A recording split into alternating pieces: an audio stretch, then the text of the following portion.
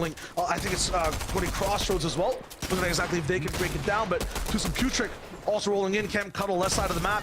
They're trying to win things off spawn. A little bit of a disrespectful pickaxe right there. Putrick unfortunately going down in the process though, so Tus will have to find that reboot ban ASAP.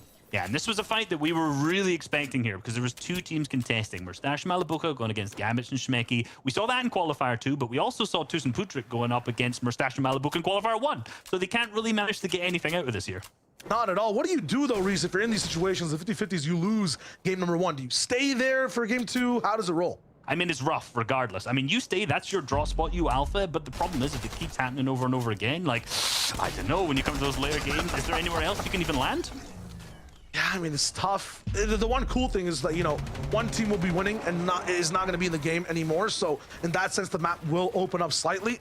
At the same time, it is still surprising. A lot of players got to prep in this entire format, right? They had a little bit of a day's, weeks almost worth of information and knowledge of who's going where. That makes it very different from the qualifiers that we saw where there was only just, you know, 1 hour between games. Barely even. You know, it was like 20, 30 minutes once the full leaderboard's established of who was going to go where. So you're right. And a lot of these opportunities had things to turn around. Interestingly, what we're looking at right now was a team trying to take advantage of that in Coop and Frack. They're trying to get into the box, trying to hit the shots at this particular moment, but not managing to connect down to the 1v1 situation. And Coop is trying to just get in, get involved. This was both fights that we watched earlier on. The ramp's already in the box, the pickaxe out, the held angle, but no, this is such a good job to get away from here on out. Tus is managing to pace himself. He's getting away. He's hitting the chug splashes, but Coop has managed to get his all the way back up to 200 HP. Still tons of heals, tons of materials. Really trying to take advantage of the fact that Tus is in there.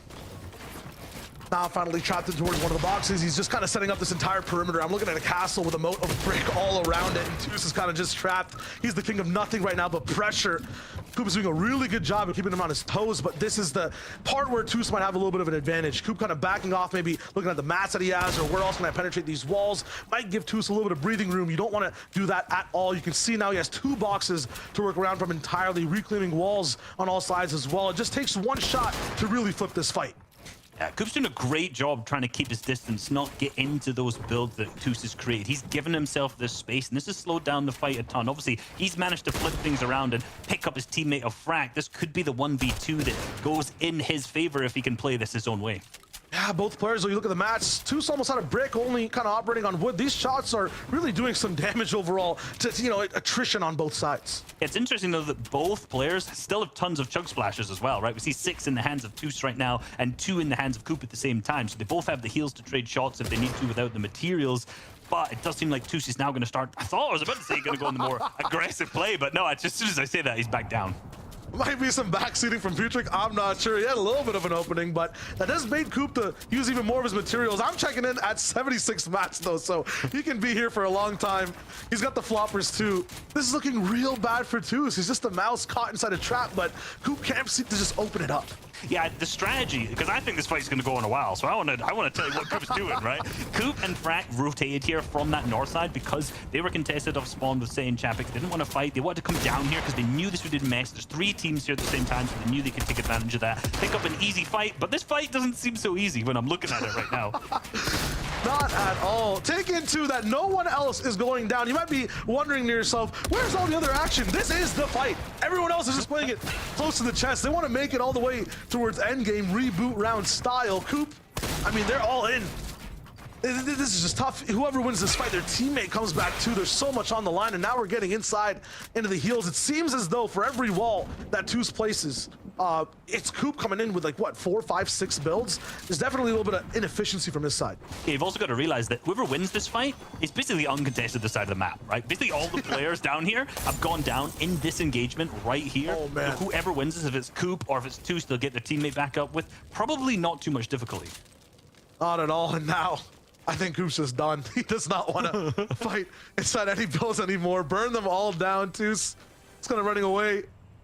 They're gonna just completely lose sight of each other. I mean, there is a chance both have each other's teammates' cards to completely disengage, go wherever, but you're right, momentum is a huge thing. Winning that fight kind of just wins you the entire drop. Lots of questions for these players. Yeah, and we're seeing right now one elimination on Seti. If my brain was to think back, I'm actually thinking that I may have made an error. I may have made a minor error in saying who picked up the elimination there, because this is the team that was just contesting Coop and Frank that we just saw. Potentially, Seti's picked up that first elimination, and then Coop's dipped over to Camp Cuddle at that point, and then that's how that 1v1 engagement has gone in. I mean, Coop went all the way from the north side down towards the left and saw no other teams. I mean, Joe and Vino have to be just farming up. Everyone's just like hyper-focused. You just have one solo running around frantically looking for anything. But yeah, Toos will completely disengage. It looks like Coop is keeping track of him right now. Feels like I'm watching one of those solo survival shows where one person like hunts the contestants. But who is the hunter in this side? Because they both start to clash again. Toos has a lot more materials to work with, but he has to make an entire new base now. So basically cut that entire ration in half, and now it's just up to Coop to try to penetrate this base again. And this is what you in the mind of these players right now, because you've got to think, right, they both want this fight to be over.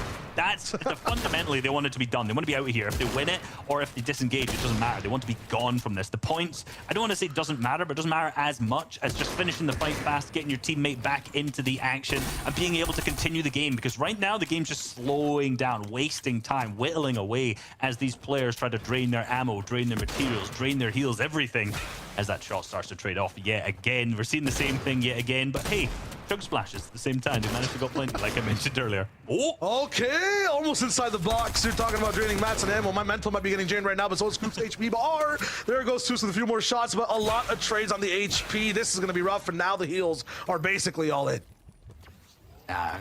Mention how many Chug splashes they had a couple times, and finally, I think this is about 7 minutes later. Maybe it just feels like that anyway, that it's gone down. This is like a multi-stage like movie deal these guys have. This is lasting way too long. I'm looking at flashbacks from you know, Toos's backstory. The side character might go down as well. Like this is some crazy story I'm watching. It's lasting way too long. This is the kind of thing in like a solo cash cup where you get players and they're just like, I fought this guy in the edge side of zone. Oh my god, this happened all the time. This is what we're watching right now. And it's still not done. I assume Toos will go back and farm up a little bit more, but you'll notice Coop editing his own metal. He's kind of dived into some really serious mats here. He might be kind of low overall, very close to what Toos is as well. And he had almost triple, quadruple Toos's mats. So you can really see, I would say, experience trumping over aggression right now in the form of Toos utilizing this bush as well. He doesn't have to use any bells, doesn't have to move. He can just track the sound. That's what he's looking for right now. And eventually, even the body, remember, heavy shotgun, one slug, it can just deal that full damage all the way from across many boxes, but Toos does not find a single shot. While this is all still going down, while we see cars rotating, no one has gone down, Reese. Still 82 players alive. Yeah, since we started this 82. Actually, a player's just been rebooted. It's now up to 83. So while this fight is going on for that extended period of time, it's actually, in all honesty, the game's just gone up. Yeah, and the funny part is whoever wins this fight, it'll still be 83 afterwards because a reboot will come in too. This map is not moving. I think we're gonna have like an 80 moving zone. I think we're gonna break Fortnite. They just have unlimited minis that can just survive throughout Surge and then just go straight to season 1 type endgame. That's where the, you know, blam blam starts to come out. Oh yeah, bang bang, bang bang bang. That'd be great. That'd be fantastic. Yeah, looking over at this side of the map, however, we see a bunch of our top teams still sitting around in that area. A lot of them above Storm Surge, but Castry and Vortexi have now rotated in all the way down from the power towers, the bottom side of the map that they've dropped in at. I want to know if they're good on Surge, if they're in that situation, because obviously they know a fight's going on here. The shots are connecting with Toos at this point. Like, we know that's happening. We've seen this go back and forth. I'm not surprised about that, but what is happening with Castry? Do they know? Does Coop know that Vortexi is right behind him?